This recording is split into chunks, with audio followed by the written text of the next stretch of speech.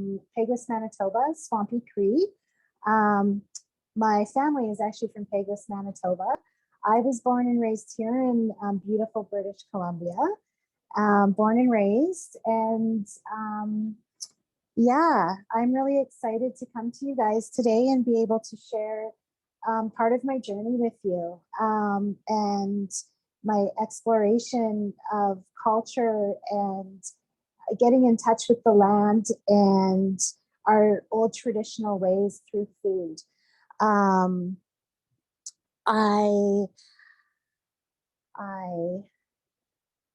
went blank. Well, what are we cooking tonight? What are we cooking? Thank you. Yeah, so we're going to be cooking a traditional dish of cranberry wild rice pilaf and a Salisbury steak bison dish with some delicious gravy. And yeah, it's really exciting to be able to learn about the ingredients.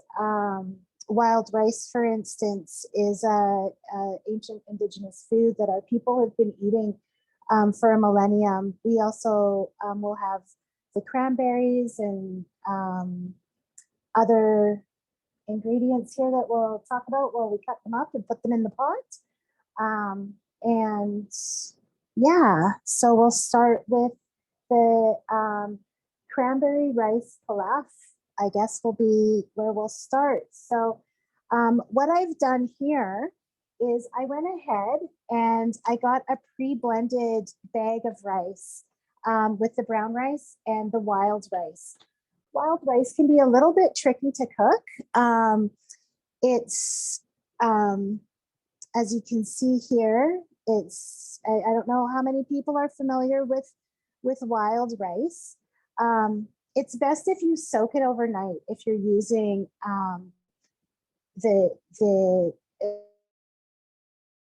but we're going to be going ahead and using a mixture just for convenience and time-wise.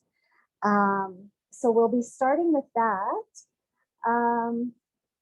So in the pot over here, we're going to turn our flame or heat to a medium low, and then we will be adding the ingredients. So first we'll be chopping up our onion and getting that ready. So chop like so.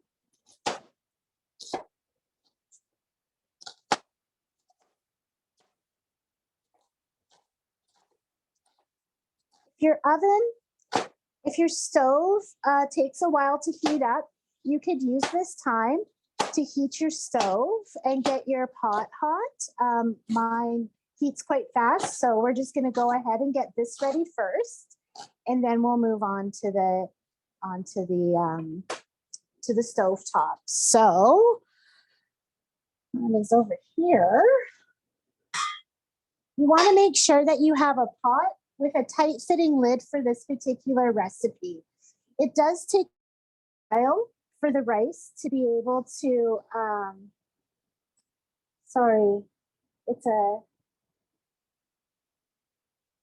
it's a smart stove, and sometimes it's not that smart. So we have to play with her a little bit. All right, so we'll just get the olive oil. You can use any other oil as well.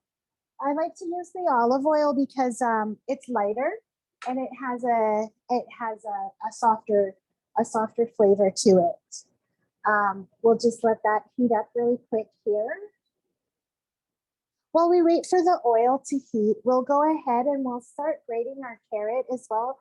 Actually, no, we're gonna cut up our pepper. So we'll just slice this guy up here. I like to take off the little ugly white bits. You can keep them in,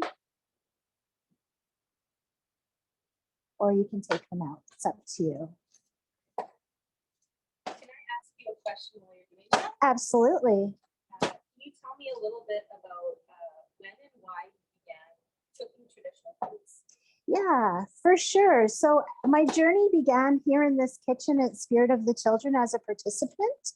I was craving culture. I was lucky enough as a child to be able to be introduced to quite a bit of our West Coast culture. Being Cree, I was missing out on those parts of culture. It's, you know, like we're all one nation, but we have many different customs, ways of eating, ways of life, and ceremony. And it was actually through the traditional kitchen as a participant here at Spirit of the Children that I learned how to do some canning. Oh my goodness, we learned so much. My little one learned how to dance. We learned how to drum and sing, how to bead, and really get in touch with the culture. More so in like the arts and crafts area, which is what I was missing and craving. I was raised as an adolescent, as a teenager. My mother, she did the powwow trail and ceremony. I would go along with her. We almost burnt our oil because we got busy talking. So, rule number one in the kitchen, pay attention to what you're doing. Okay. So we're just gonna grab another pot because, you know,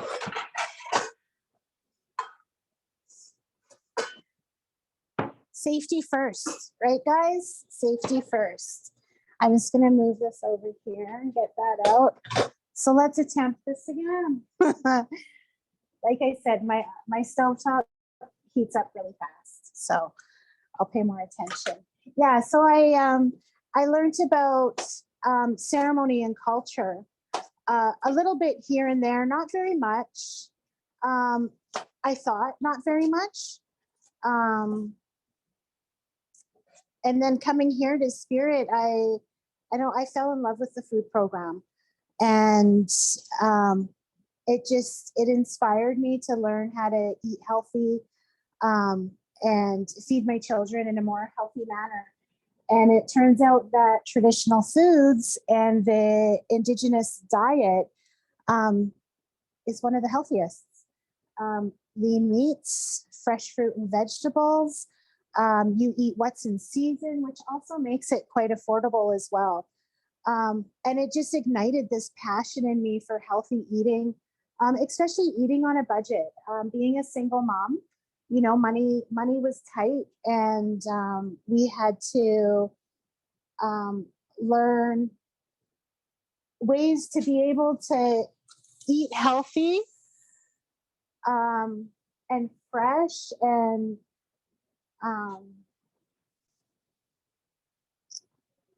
you know, and I find that our traditional diet really helps in that department. Yeah, so I just added the diced onions, and so we're gonna saute these up for a few minutes here until they get translucent, and we'll just give those a little turn there. I'm cooking this over a medium heat.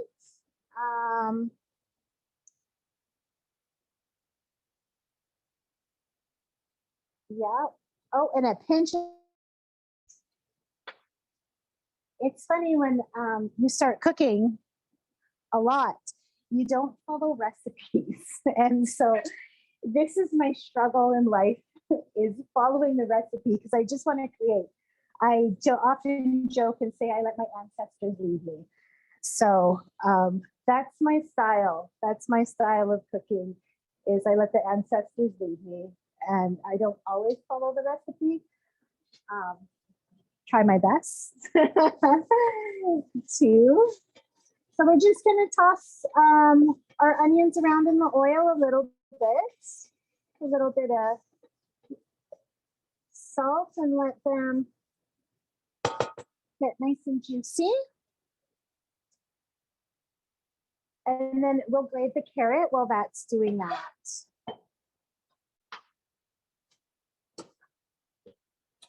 So this is a super fun dish. It's very colorful. I've made it a few times and it was a hit.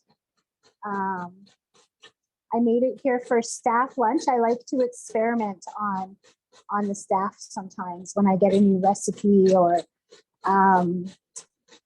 venison. When I learned how to make deer meat, cooking with venison, I made this amazing stew that blew not only their minds, but mine as well. I think at that point, after I made that venison stew, I knew this is it. This is my calling. I'm where I'm supposed to be. So Angela has let us know that she's making dinner and she's making chicken. okay, good stuff. Okay, wrong, but Yes, in the spirit of cooking. in the spirit of cooking, and and that's what counts is just being there in spirit. I'm going to touch on a note here too. So something that's very important in our culture is that when you're cooking, you whatever you're feeling, whatever emotions you're having, whatever you're thinking, it goes into your food. So it's very important to be in a good place in your heart, and a good place in your mind before you start to prepare your food, because the energy that you're holding goes into your food and then the people eat that. So you want to put in as much love and as much positivity and joy into your food. And when the people eat it, they'll taste it. You can ask anyone that eats my food, they can taste the love. So we've got our grated carrot. We're going to add that in along with our herbs here in a minute. We'll touch on the herbs.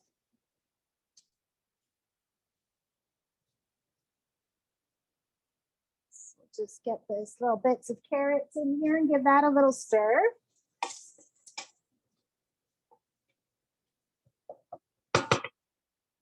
So right now we're actually in the eastern door of our medicine wheel. And the eastern door of the medicine wheel represents spring and new life. And that's where we are sitting right now. We're just coming into the southern door. And what is represented in the eastern door is herbs and new life and spring. So we have some beautiful fresh herbs that we're going to be putting into the pot as well. Which will be, we've got thyme and rosemary, and I'm going to take out these bay leaves for now, and some sage. We're just going to pick it apart and throw it in the pot.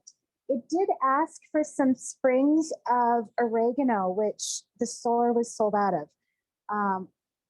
Also a good opportunity to say that not every ingredient will always be there. So it's good to be versatile and know, what can I substitute for this? If I can't get fresh herbs, I only have dry herbs, that's okay. The ratio is 3-to-1. So if you have 3 tablespoons of dry herb, of fresh herb, that will equal 1 teaspoon of dry herb. So we're just going to go ahead and throw these in the pot as well with our onions and our carrots. I'm just going to strip them down. The fresh herbs are what make this meal for sure.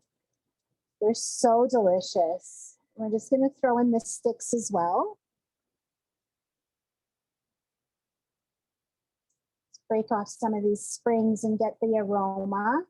Oh, they don't want to break for me. Okay.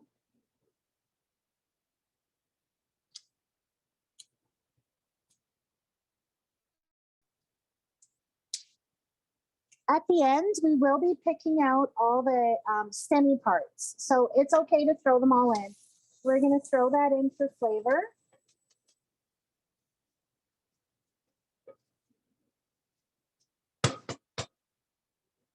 So one of the things I've been, teaching in our traditional kitchen that we have on Wednesday evenings, we've been touching on herbs. And so we made ourselves a lovely little herb garden. and they seem to be growing nicely. So hopefully soon I won't have to buy herbs and I'll just be able to use from my garden, which will be really nice. Okay, so it says to add red pepper flakes. I myself cannot handle spicy food, so I will be omitting the red pepper flakes. You can throw them in if you want, or not. And then we're just gonna give that a stir, and then we're gonna throw in our rice. All right, into the oil in the pot.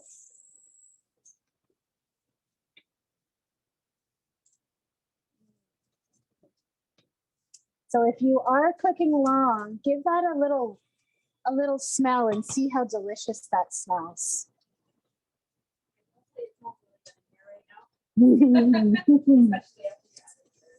Yeah. I have a question about the traditional kitchen Yes. and programs. So what is kind of the holding goal for the purpose your programs, even from a personal standpoint? For the traditional kitchen, so the goal is to get reacquainted and back in touch with the land. You know, a lot of us urban indigenous folk weren't able to grow up learning our ways, eating the foods. You know, like there's some fortunate souls that were able to grow up in their territories and have this knowledge passed down to them. And there's many of us who have not. So the goal for traditional kitchen is to be able to bring that into the urban setting and food sovereignty, right? Like it's bringing back the traditional diet. The colonial diet has proven to be quite detrimental to Indigenous folk with diabetes and high blood pressure and all of that. Before colonization, our bodies were very lean and we were mostly eating lean meats and fruit, fresh vegetables and fresh herbs and green things and natural foods. And so that's the goal, is to be able to bring that back and really connect with the land. Especially now too, with the way that the world's going financially, you know, like with inflation and everything, groceries are getting very expensive. Life is getting expensive, and the old ways seem to be good ways, right? Like when I think of my grandma, you know, she knew how to stretch a dollar. She knew what foods to cook, and you know, if you had a tough piece of meat like a blade steak, she knew how to cook it, and it was so good, so good. I just made it the other day, actually. But just being able to empower people, one, to take control over their diet and their life, and to know that it's once you know the little tricks, it can be simple and cost effective. They say eating healthy is expensive, and it's not, if you know how to do it. And that's the thing, is knowing how to do it and getting the information out there to people, so that we can learn and that we can know how to eat healthy in a cost-effective way. So yeah, that's the goal behind traditional kitchen. We're having a lot of fun with it, a lot of fun. What have we done? We have learned how to fillet fish, herbs, growing herbs. We're going to be dandelions. We just did a segment on the dandelion plant and how to cook it, how to eat it, all that stuff. So it's quite neat once you learn the different foods and medicines. You walk down the street and you can spot medicine and food everywhere. It's very fascinating, very fascinating. So we're going to add in our bell pepper now that we've given that a little toast. So by Toasting up the rice, it gives it a bit of a nutty flavor, which is really nice. Quite a nice flavor when you toast it. You can do it with white rice as well. I toast my white rice before I cook it up as well, and it's quite delicious. So we're going to throw that in. So that is our diced pepper, 1 bell pepper, and we're going to throw in a half a cup of dried cranberries as well. The colors in this is beautiful. It's absolutely beautiful.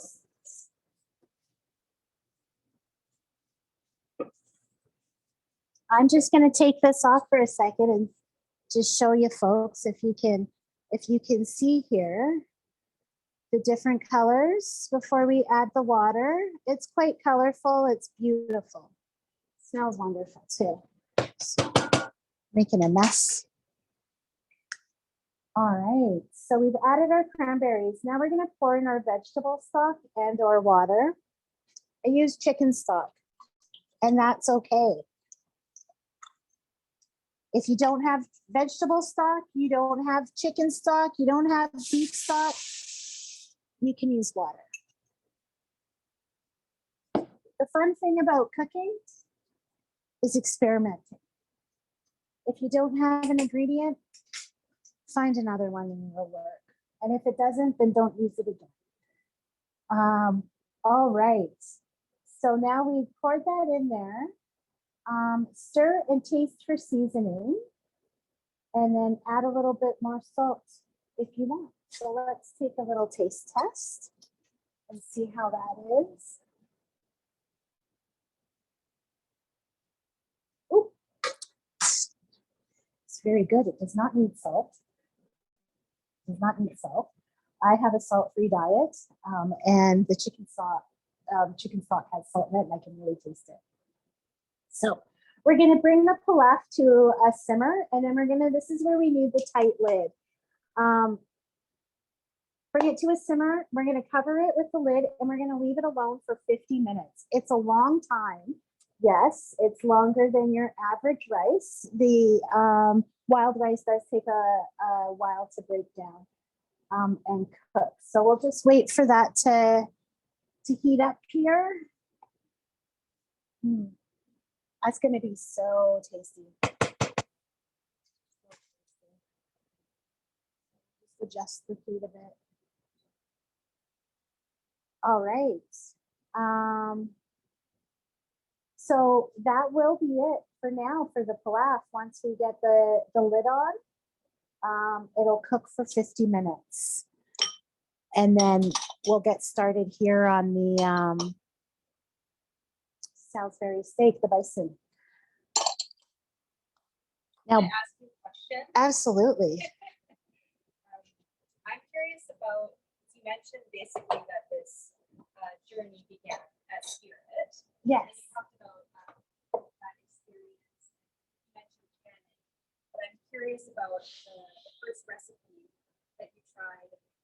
Who taught that to you? How did you learn it? What was that experience like? Well, the very first recipe would be bannock. It's a traditional,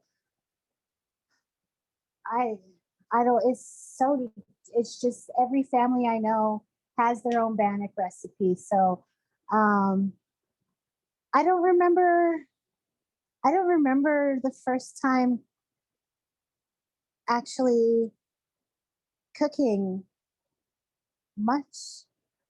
Okay, I've been beside my mom or my grandma or my aunties my whole life. So it's a hard question to answer to remember the first. I come from a long line of very good cooks. But yeah, so my favorite right now, sorry, I'm just gonna put the lid on this now, and then we're gonna put it on simmer. We're gonna set an alarm for 50 minutes as well. My favorite recipe right now, the one I'm most proud of, I think would have to be the venison. I had never cooked it before. I'm not I'm not used to wild meat. I was raised in the city, so I we weren't really raised too much on traditional foods. We had our traditional foods, our hamburger soups, our the blade steaks, the things like that. But I've never cooked with wild meat, and it was so tasty. Like I blew my socks off. I blew people's socks off with it. I'm really proud of it. And I have to say, my bannock, I've been told that I should patent it. So it's a recipe that was gifted to me. I had lost my mom's bannock recipe, which was my great grandma's recipe, and my mother refused to give me the bannock recipe again, ever. And so I went years not being able to cook bannock. Actually, I tried without the recipe. I'd Google it, and it was horrible. I remember my friend eating a piece in her face, and she looked at me. She's like, "Can I spit it out?" And I was like, "Yes." And then my daughter ended up working at an Indigenous university in the cafe, and became friends with an elder. He had no children, and he gave her his aunt's recipe, bannock recipe, and was given permission to give it to me.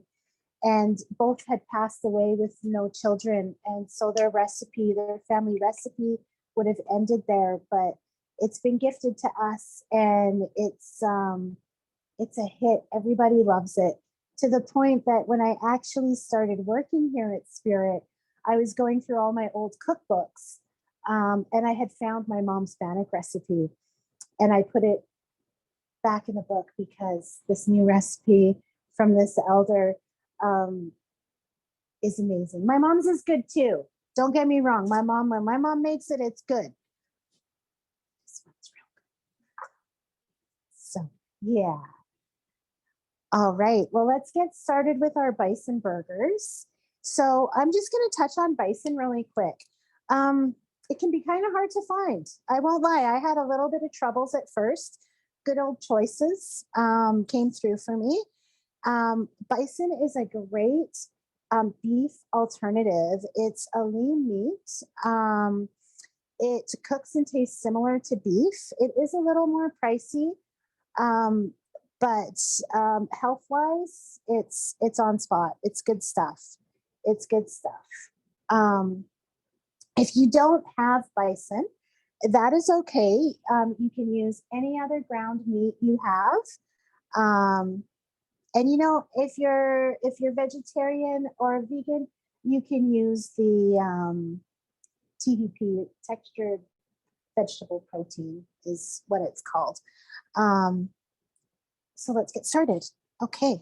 I've just been told by, I believe it's Graham, that bison is available at Safeway on the drive locally. Oh, is it? That's a good tidbit for everyone. Thank you, Graham. Oh, that's awesome. Thank you, because choice is a little expensive. So that's fantastic, but it's neat. It's really neat to be able to cook with a food that my ancestors ate, and it's really empowering. It's good food for the spirit, so that's good. All right, so in a large mixing bowl, we are going to combine our ground bison, and as you can see, it just looks the same as regular beef. We're gonna oh, you know what? We didn't do our onion. Let's do our onion. So we're gonna take our small onion, got 2 onions in this one, and we're just gonna chop this one up. This has a little ugly bit there. We'll take that off. So we'll just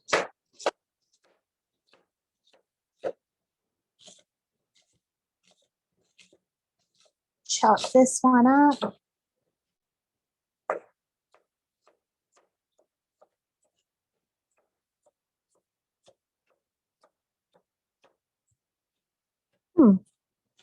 So I'm noticing in the recipe here, it says finely chopped, but then down in the instructions, it says grated. So we're just going to go ahead and finely chop this and not grate it,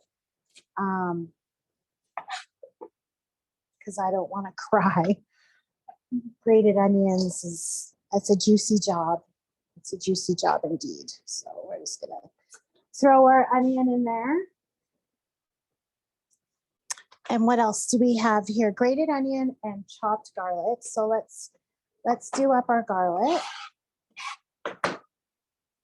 So a trick to the garlic is lie your knife down flat and you can just kind of smush it and it'll take the skins off pretty much right away for you. It's easy.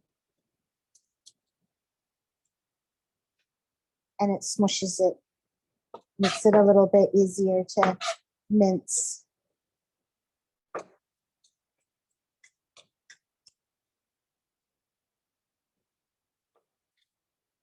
Take out the unsightly bits, a little bruised.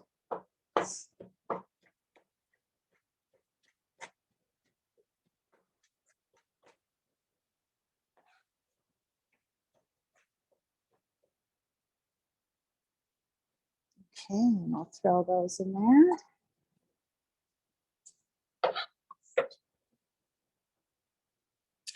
Okay, and parsley. See, I knew I needed parsley, but the parsley was not in the ingredients list. So we're just gonna grab some parsley. And it doesn't say how much parsley. So we're just gonna add some. Just that looks like a good amount. We just let our ancestors lead us. That's all. Your grandmas, your great grandmas, they'll lead you. Parsley, garlic powder, and breadcrumbs. So what do we have here? A 1/4 cup of breadcrumbs. And the egg, and we'll add 1 egg. And then we'll just mix it all together.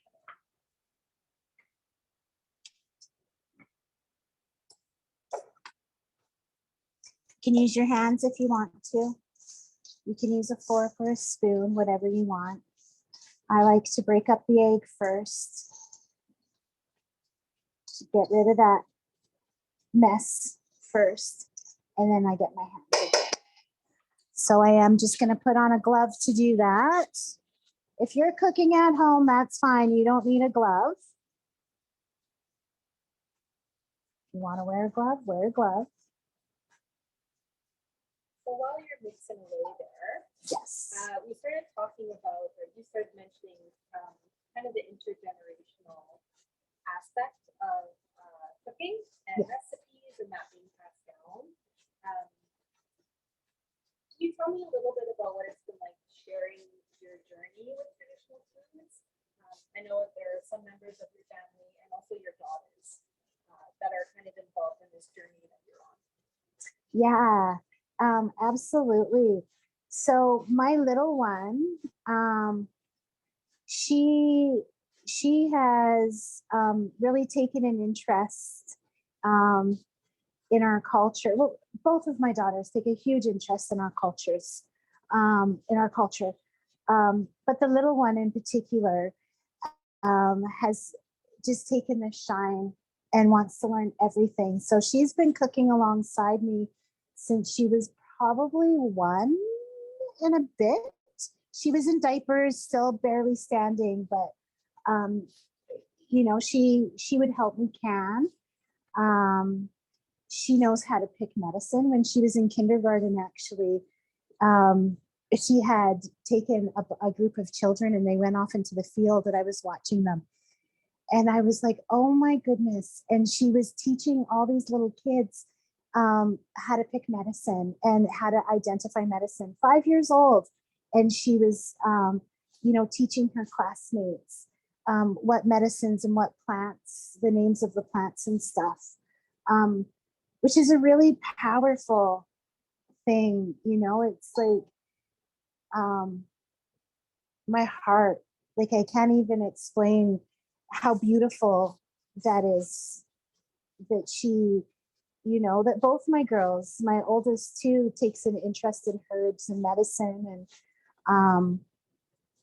Yeah, not so much in the cooking, but um, like even our medicines, like sage and sacred tobacco and there's so many different medicines out there. Dandelion, plantain, is clover. There's so much of it that you walk and you've been told your whole life that these are weeds, and they're not. It's food. It's food or it's medicine. So it's yeah, my kids have. It's neat to be able to see them grow um, and learn this from the start. I had to learn it um, basically as an adult, right? Like a adolescent and an adult, and these kids have the freedom to be able to learn it and share and share it with their friends and classmates. So that's I know that ooh, got a touch of the feels there for a second. I know my granny's proud. That I know. So it's a good thing. It's a good thing. Um, yeah, I spent many, many, many, many times with my granny in the kitchen. Who I guess you would say she would be my first mentor. Like she's my, yeah. We're gonna move on. Okay, it's the onions. The onions got me choking up in here. Okay, so we're gonna. My stove is finicky. I am going to move my rice over here and use this for the Salisbury steak. All right. So let's just dab the eyes there a little bit. Okay. Oh, sorry. Oh yeah, breadcrumbs, salt and pepper. Like I said earlier, have a salt-free diet, so I always forget to add the salt. But it's going to have gravy, and that will have sodium in it. So I think we're okay. I think we're okay. Okay, so sorry, just get myself a little bit organized here. So we're going to take our flour and we're going to put it in a shallow bowl or a plate, and we'll add our seasoning to this one. So our salt and our pepper.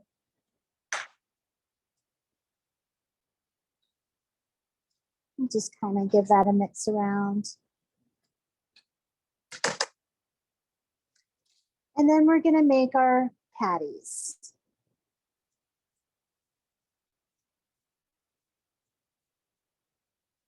So we're just going to, it says to make them oblong. You can make them round if you want to.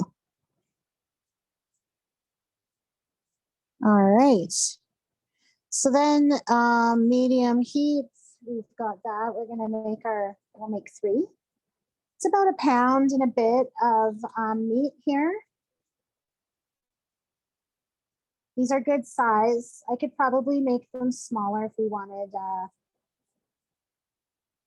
Yeah, they could be half the size if they were Canadian Food Guide size portions of meat.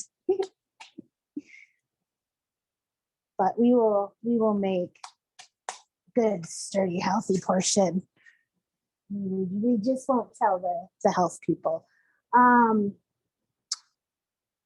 just gonna wrap this here. Okay.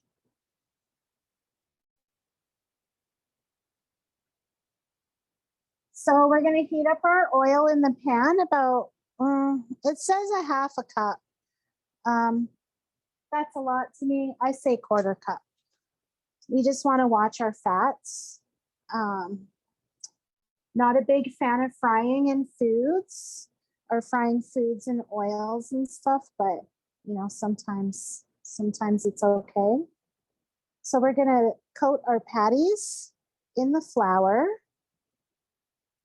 Just gently pat it down. We'll give it a nice little crust.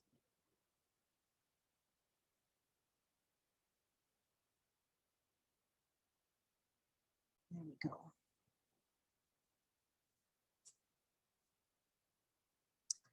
Okay.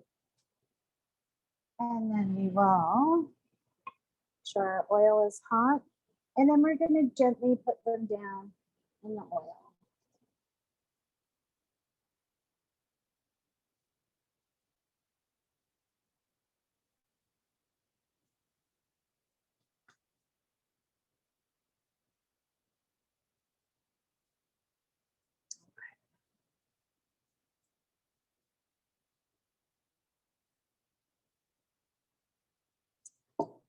And like I said, my stove is finicky, so it's gives me some trouble sometimes. Like so, usually when I'm cooking with oil and you need to maintain an even heat. Okay. So things happen in the kitchen like this, and that's okay. It happens. It'll heat back up real quick.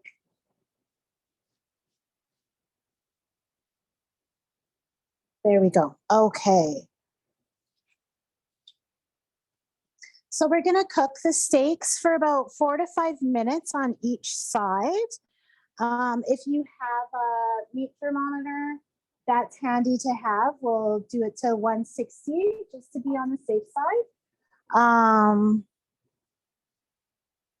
And our rice should be just cooking along. You don't want to lift the lid on your rice. No matter how tempted you are, don't do it. Don't do it. You're just going to leave it. In the meantime, while we're waiting for that, we can slice our onions for our topping.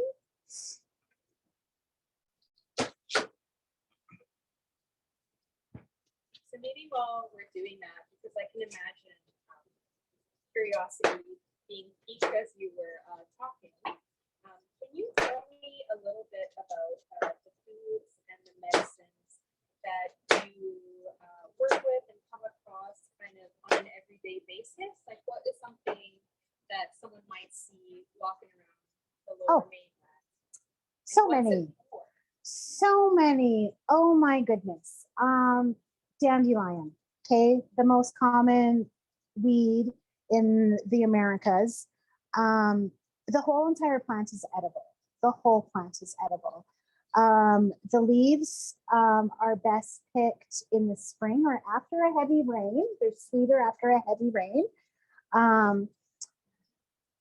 You can make salad. You can cook them up like any other green. The roots you can dry, and it makes a very good coffee substitute, actually. The flowers you can deep fry. You can batter and deep fry, and they're like if anyone's had like a cauliflower bite, like the vegan wings, vegan hot wings. They're delicious. You can, the buds, so just before they start to flower, you know, the little tight buds, you can saute those up in garlic and butter, and they're kind of like a caper. Clover, we often see clovers growing in our gardens. You can cook those or eat those up. Plantain is also in the grass. It's a flat plant, and that's a medicine. That's an antiseptic. If you have a cut or a wound, you're out hiking, you see some plantain, you just chew it up, and when the plant mixes with the saliva, it creates an antiseptic, and you can put that on your wound. The dandelion is amazing. It is a diuretic. It's not recommended if you are on certain medications, especially interesting enough, lithium. If you are on mood stabilizer, it counteracts with it in a horrible way. So it's very important when you're looking at traditional medicines and foods to be aware of different side effects, medications that you may be on, because these were the medications before what we know now, the pills and stuff. This is what our ancestors did to, you know, to stay healthy and be able to really keep disease away is what they were used for. Stinging nettle. You can make stinging nettle tea. It's good for kidney infections. Geez, there's so much. There's so much. Yeah. Right now we have the raspberries. The raspberries are coming in. Blackberries, blackberry tea with the leaves. Oh, cattail. There's so much, so much. It's amazing to, like, once you get to know, like, as I'm learning, I'm walking or driving to work and I'm like, I'm in awe of what is growing around me. Now, when you're harvesting traditional foods, you want to be very careful where you're harvesting, because nowadays you have to worry about pollution. So you want to harvest. You want to make sure there's no pesticides, no sprays, no car pollution. You don't want to pick where there's lots of traffic, cars, a pee, dog pee, things like that. So, and it's good to bring a knowledge keeper with you if you are not experienced, because there's many plants that look like like medicine, like they have a twin, like there's the good guy and the bad guy. So it takes a long time to learn sometimes all the different plants and what they're used for. I myself am still in the learning stage. And as I'm learning, I'm mind blown. I'm mind blown about like what Mother Earth offers us. And it's free and it's there.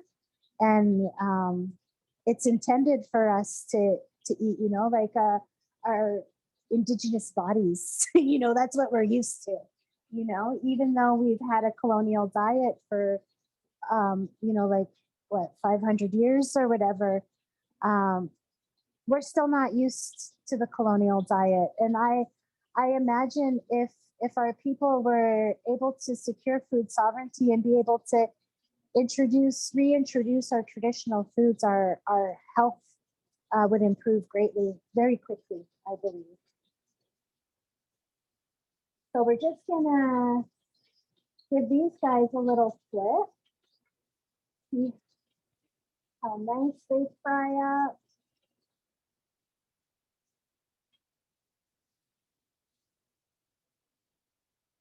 Another thing I've encountered with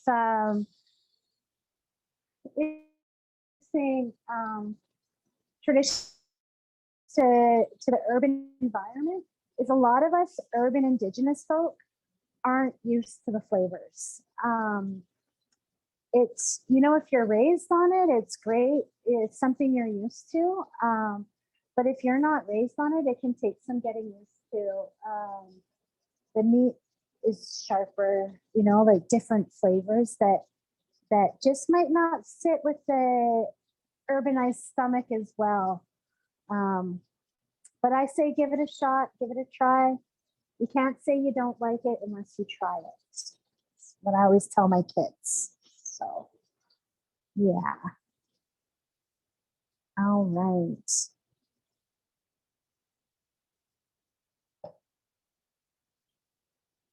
So we got 25 minutes left on our rice before we can look at it. We're gonna continue cooking our burgers. Wait for those. Once these are done, we're gonna move them over to a plate, cover them with tin foil, and then we'll start on the gravy. Yeah. your question. Sure. Okay, so my question is, and I will also put this into the chat after I ask this. I was thinking about if there's anything that you have experienced on your journey with traditional foods that has been kind of unexpected. So whether it's experience or a memory or a feeling, something that really has stuck with you or sort of stood out. I think how naturally it came. Like myself already knew what to do, like if that makes sense. Even with our arts and crafts, the beading, everything, it just comes so naturally. And it's a bit mind-boggling, that the memory cells are there, like it's so natural. And I don't know, it's been really empowering. It's been really empowering to find my niche in life. Like you go through your 20s and your 30s, and like, oh, I was sitting there wondering, what's my purpose? Where do I belong? And like getting reconnected with my culture grounded me. And I feel whole. It's amazing that the healing journey, of being able to walk in my culture freely and being able to teach it to my children and practice it and actually live it so naturally is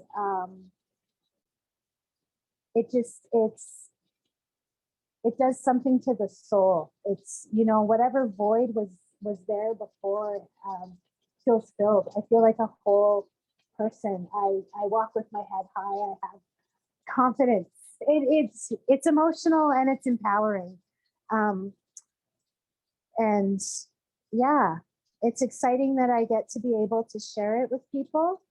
I love that, like I was gifted these little things, and I get to gift these little things, but these little things aren't little. They're big and they're huge and they're life changing. And I don't know, that answers. Yeah. Okay. Give this guy another little, take a look at these.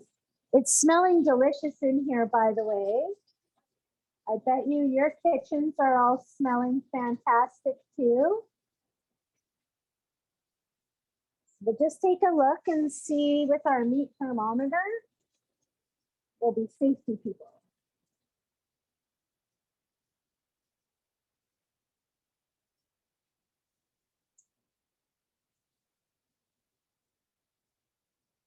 I don't think this works. My meat thermometer doesn't work. It's dead, but that's okay, because I can tell when it's cooked.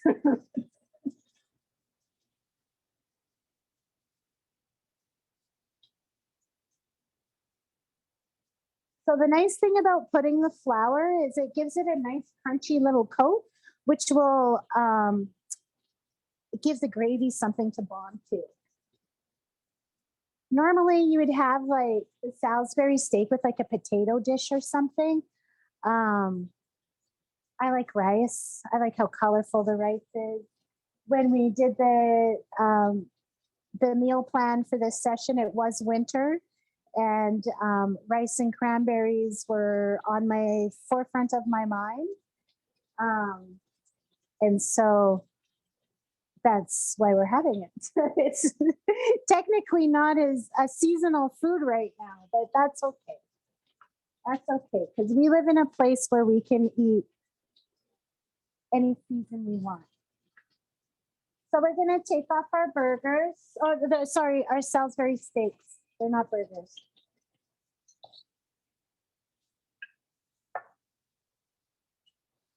Just going to take that off the heat for a second. And I'm just going to throw some tin foil and maybe move it away from the fan. And we'll just keep them nice and warm there. Now with the same oil and everything. Oh, whoa, whoa, whoa. Oh, this stove is for the birds. Okay. The slightest little thing in like a piece of grease will move the temperature. So in the same oil, we're going to add our onions and our mushrooms. We're just gonna throw these guys in there. I bought all my sliced mushrooms because they were cheaper than the whole mushrooms. Who knew?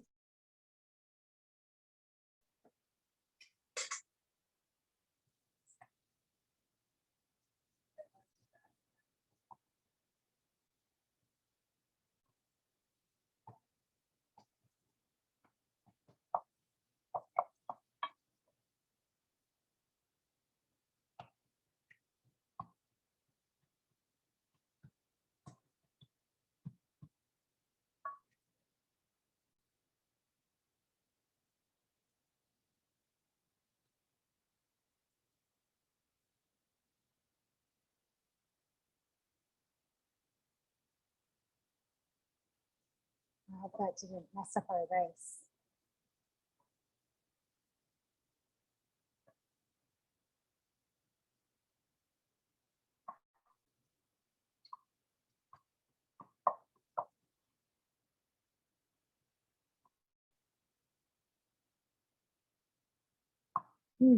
Smelling so good.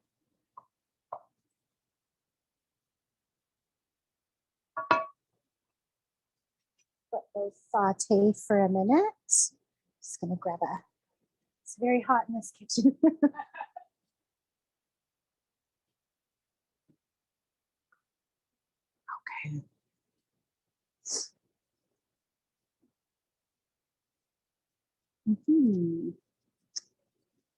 I do have a question. Yes, absolutely.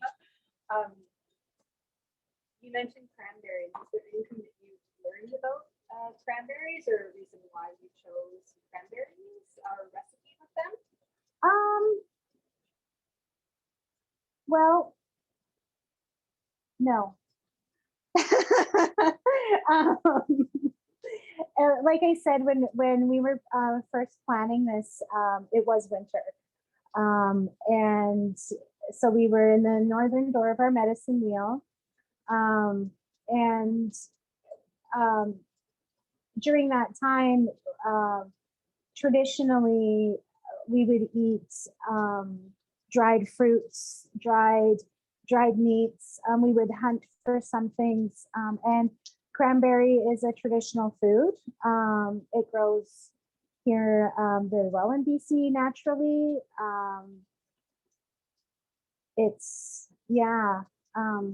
So yes. It was pretty. It is a traditional food. Yeah. That is information. Yeah. Someone doesn't know that. Yeah. Mm-hmm. Yeah. So that's smelling really good. I love fried mushrooms and onions. So mushrooms are a traditional food as well.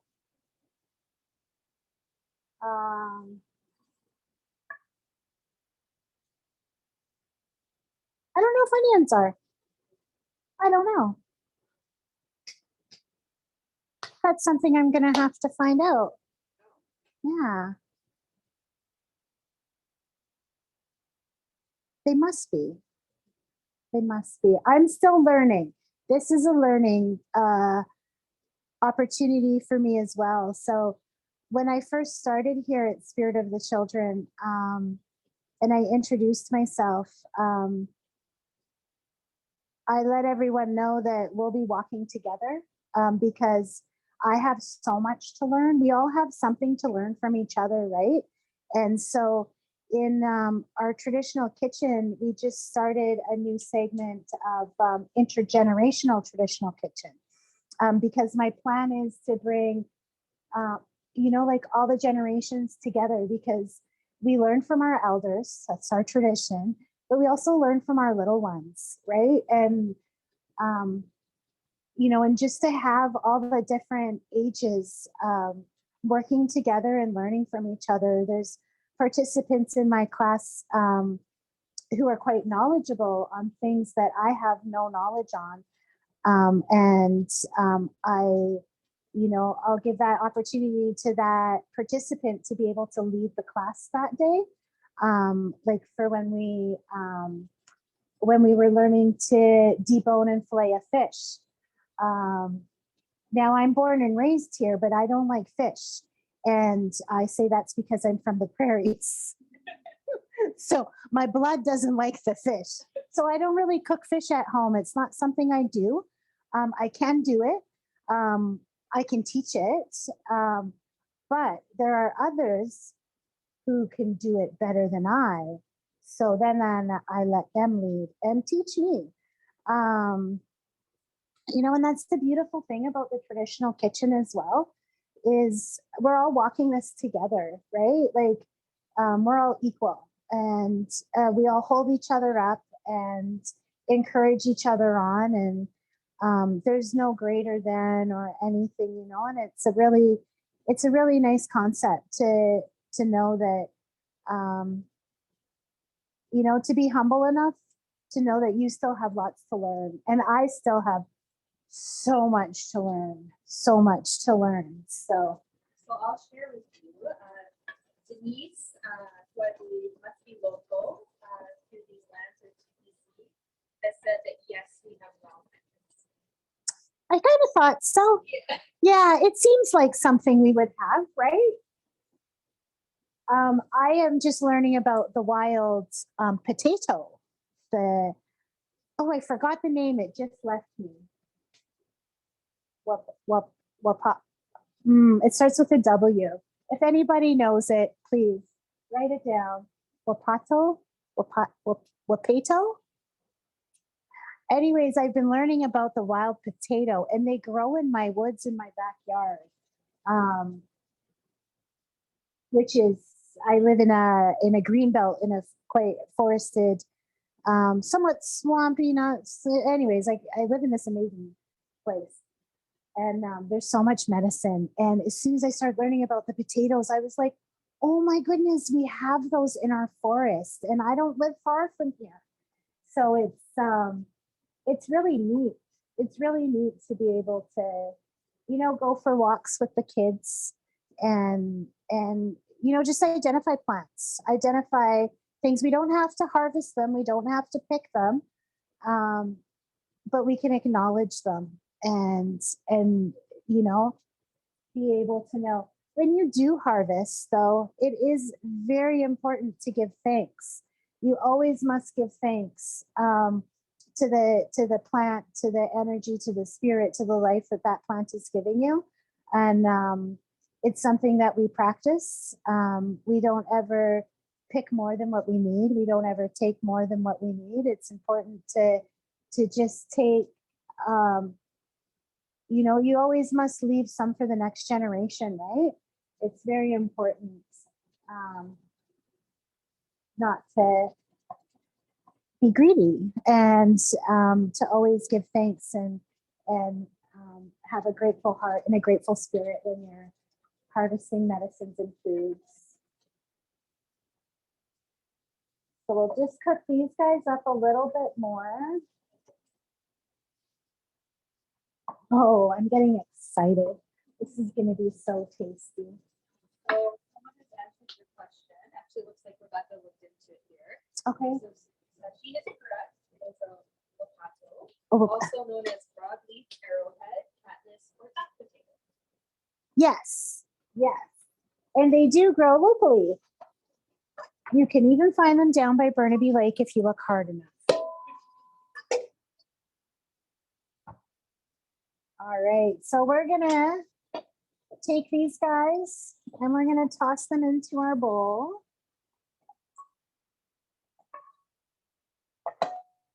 And we're gonna put them aside for now. And then, right, cook onions, remove. Oh, we have to put them over the steaks, but let's do that in a second because we are going to make the gravy. So we're gonna add our butter, 2 tablespoons-ish of butter.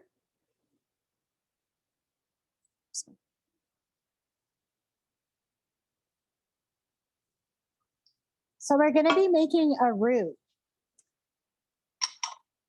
To me, this is the only way to make gravy. Some people make what's called a slurry, where you add the cornstarch or flour to an already mixture, like a liquid. I like to make a roux. I'm using butter. You can use margarine as well. I like butter.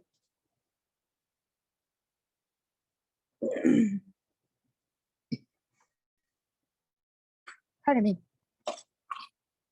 Where's my whisks?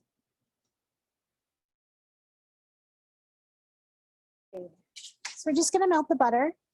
Have about 2 tablespoons so of flour. Now gravy is an art. I've had people in my life that could make a real good gravy. And I've had some gravy where I just maybe might skip on the gravy. So you can see there, it's bubbling up. It's getting a nice brown.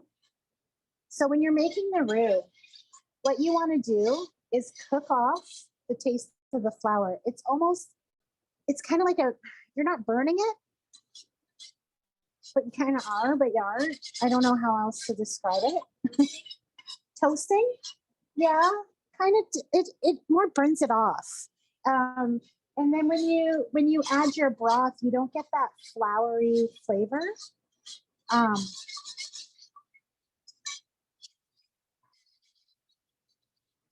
And it'll go to a nice brown. The stove is, I think I'm too old school for the stove.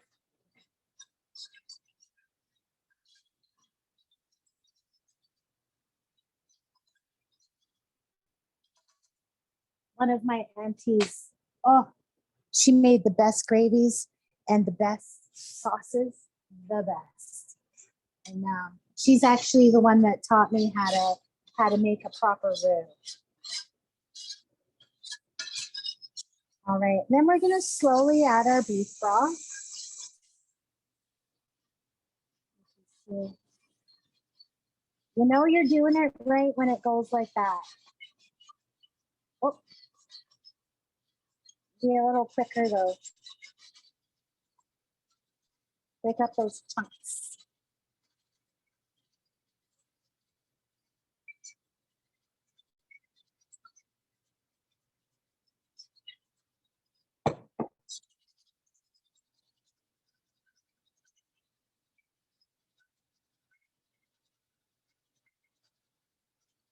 I call this one the booty shaker. Because you got to really get in there. And if you're making your gravy correctly, it'll give you a little shake. So you know you're doing it right if the booty's shaking. And then that'll thicken up. And how much time do we have on our rice? Oh, wonderful.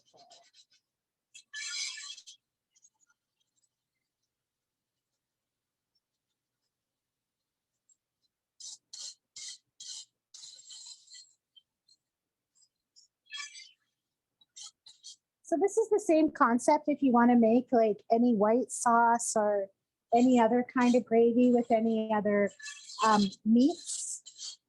Just have your fat and your flour and just follow the steps. That smells nice.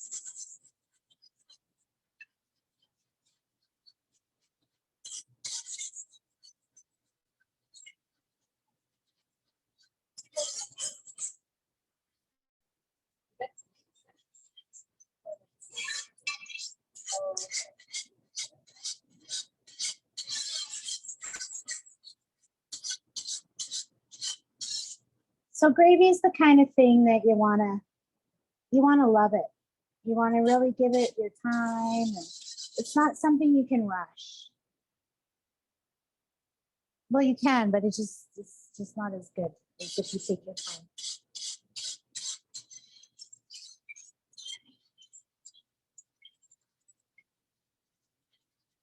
And if you have a cast iron skillet, that's where it's at. You get to scrape up all those bits on the bottom. Food is so exciting, so exciting.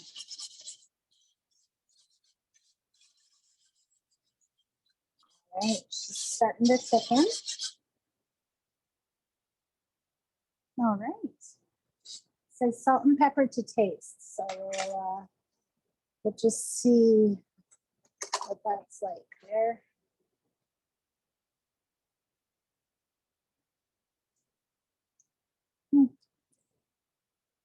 It's all right. It's not the greatest right now. Let's oh, here it is. It actually needs a little salt. And pepper.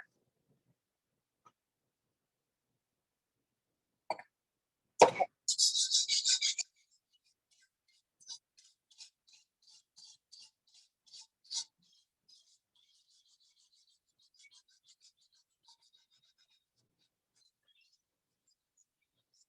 All right. It will thicken a bit more as it cools. You can see it's kind of thickening at the bottom of the pan. Scrape those bits up.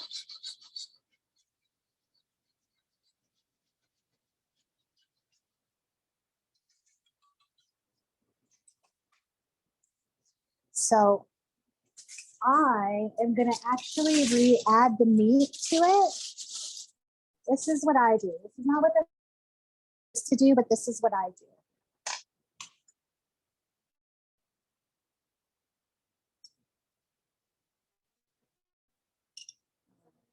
Angela said, oh yeah. Yeah. All right. Just to get those extra flavors in there.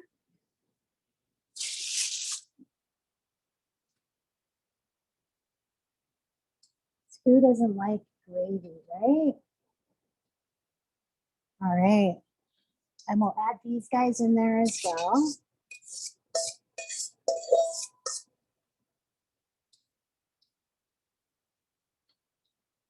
Now, again, this is not what the recipe says to do, but this is what I do. I find this gives it a little bit more flavor to the gravy and just gets it kind of, you know, juicy and delicious.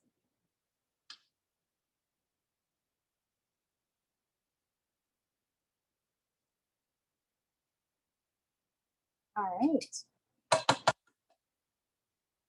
And then we can turn that off. Oh, well, that cooled off really quick. Still getting used to these stoves. So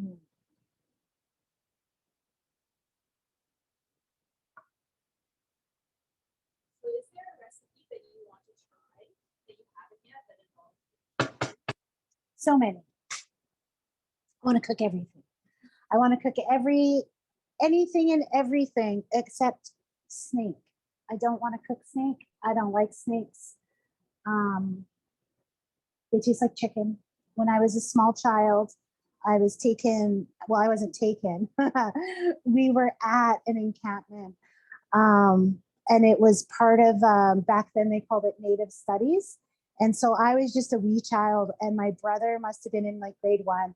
My mom had started the Native Studies program. She's one of the founders of the Native Studies program for the Burnaby School District. And they had taken us, I don't even know where it was, somewhere that had snakes. And we went to this encampment and we lived how the people lived, you know, before colonization. And, you know, like traditionally the women were all in the kitchen and it was a cookhouse. So it was like an open cookhouse and it just had like wood beams and stuff and like a pit fire. And I was a little girl and small, under 5. And I can remember sitting in the kitchen and watching all the ladies cook and the elders and stuff. And I was always getting in trouble. I was quite a curious child. And we were fed dinner and we had this delicious chicken soup. And I had walked into the kitchen after and I looked up and there was all these snake skins hanging off the rafters, like off the beams at the top. And I was horrified, first of all. I was like this little girl. And so they told me that what I just ate was actually rattlesnake soup and not chicken soup. And I have to say that it was delicious. I remember it being tasty, but I never want to do that again. I don't want to cook it. I will. If the opportunity arises, I might just do it. I don't know. But yeah. Mm-hmm. So the rice is ready to take a peek at. I'm gonna get this recipe, sorry. Yeah, okay. Yeah, so it just says to turn that off, take it off the heat there. This own steam, and then we'll discard the bay leaves. Did I forget to put them in? I think you Oh, I don't remember doing so. Okay, and then we'll fluff up the rice and dinner's ready, folks. Yeah, I think we can. Oh, that's definitely ready. So I will actually just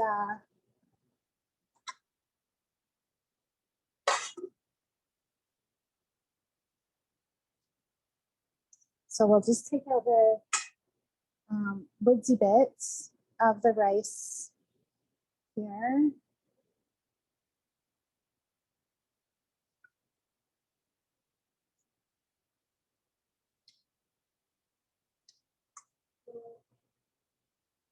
have 1 minute left.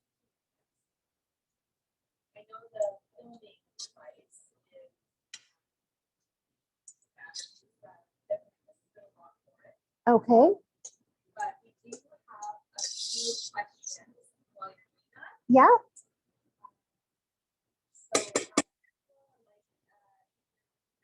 So, about taking out the rice. A bay leaf, yes. To take the bay leaf and the woody stems. So when I threw in the herbs, I threw in the stems as well, just for added flavor. So they'll float to the top and then you just pick them off and then fluff your rice. And, oh. And this is what she looks like.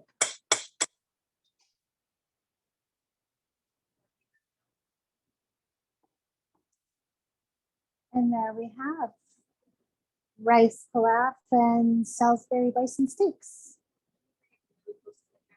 I can't remember. This is the rice pilaf. Oh, sorry, this is the rice pilaf. All right. And this is our Salisbury bison steak and gravy.